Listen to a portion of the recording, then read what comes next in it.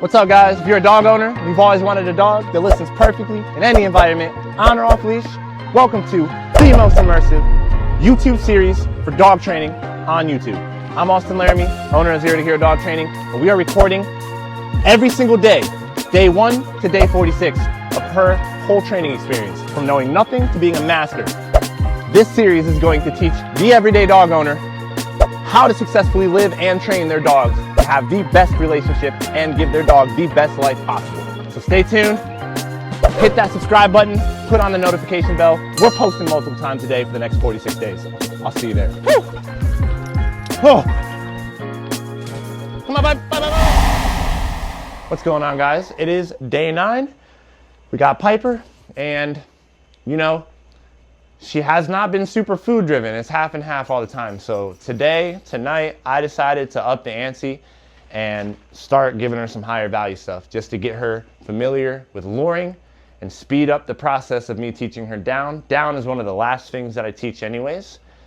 But again, she has not been so food driven that like it's rewarding enough for her to stay consistently like this and want to lure. So I want to show you guys what I mean. Usually day 1, that's all I'm doing. Week 1, all I do is luring. I don't do nothing with the dog except for just take them multiple environments and do this. Just let them eat out of my hand in multiple positions. And then I go, you know, into the sit, into the down. I just do this everywhere we go. But she's been so nervous, and I don't like to use high value treats. I like to just use their kibble.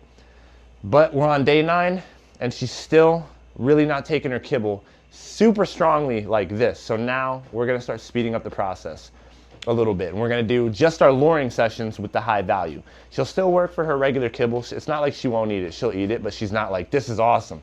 But this is super rewarding to her. It's roast beef.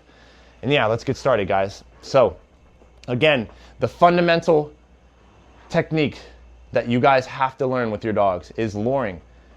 So again, when I'm teaching my dogs positions, before I ever say sit, I lift up, the butt goes down, that's a sit position. Before I ever say down, I pull down, and that's a down position, right? Before I ever say heel, I go like this. I teach the dog, hey, come here, good girl. I flip them, right? And that's your heel position.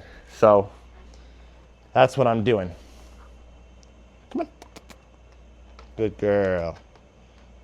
Come on, Pipe. Good girl.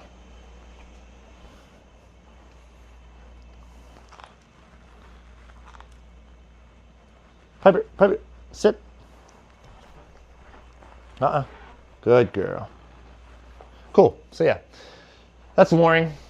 So I'm going to show you, again, I'm going to go a lot less how-to style and just start training.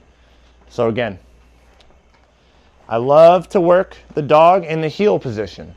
So what I'm doing right here is my hand is directly above my hip, and I have some food in a valley like this. And so long as her nose is here, she gets to eat. So she's continuing to eat. And I'm just walking around. And I'll do this in multiple environments. But again, when we go outside, especially in like distracting environments, she gets very nervous and all of a sudden she won't eat, you know? So we're gonna do this inside. Like even if I have this roast beef, I mean, she'll eat outside, but if I go to like the park, she won't even eat the roast beef. So that's an issue. So now I got to start working more on her confidence, you know. Usually by this time the dog's chilled out enough to where now they're getting over their nervousness. Some dogs lag more than others, but as you know, every dog's different. And I don't do the same thing with every dog, but as I'm walking, talking to you guys, she's eating out of my hand, and I like to go in circles.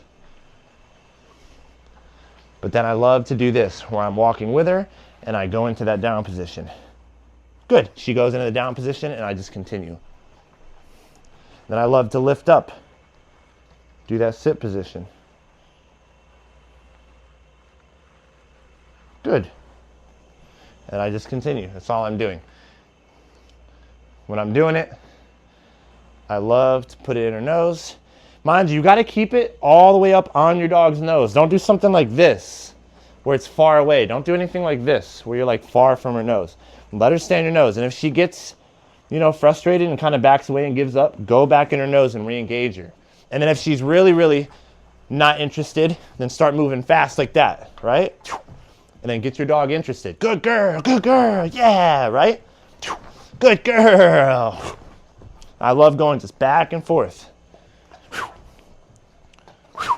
Good girl. Keep it fun for your dog. And you don't have to really use markers for this because you're giving them the food the whole time. But I want her to learn that wherever my hand is, just follow it.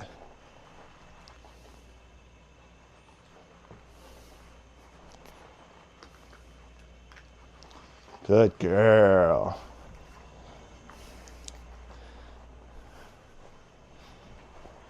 And you see how she's stiff? She can't really go in those circles that way yet. That spaghetti pot exercise is going to fix that. She doesn't quite know how to do that pivot.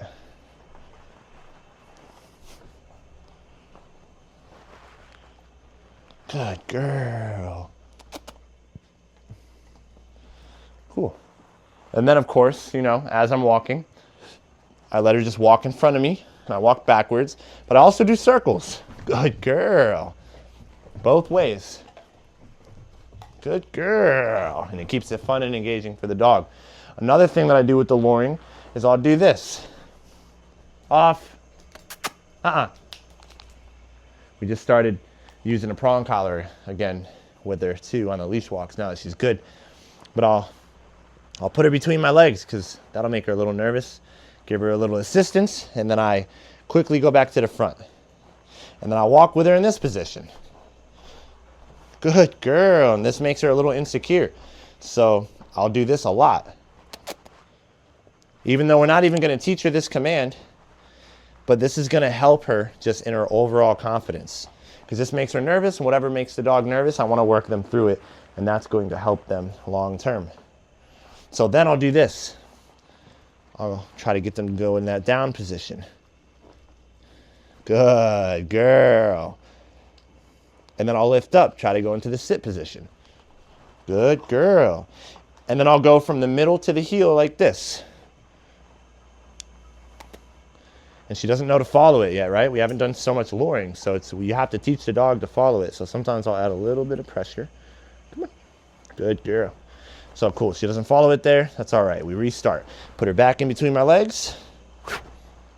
Good girl. And that's what I do. I go from the middle, spin her to the heel. Just get her understanding that muscle memory from going middle to heel to middle, right? Just all sorts of different flows that you can teach your dog that will make their agility a little better. Good girl. So again, I'm going to go from middle to heel. Good girl. And then I lift up to finish it. Good. To get her to do that sit. Good job. Good job. Good job. Good job. Good girl. Good girl. Good girl. Good. Good girl. Oh my goodness, what a good girl. Oh, what a good girl. What a good girl. Sit. Break. Break. Hyper break. There you go. Cool. Good girl. Good girl. Sit. Yeah, so that's luring. And I'm going to start doing one video a day of the luring for the next week because I really want her to get, really want her to understand to really just follow my hand, you know. Because I can take her and I can do that, build her drive up, and then start taking her multiple environments that she's nervous in and just have her lure and start associating those scary environments with the food, you know. So yeah, that's luring. And thanks for watching, guys. Subscribe to the channel. Peace.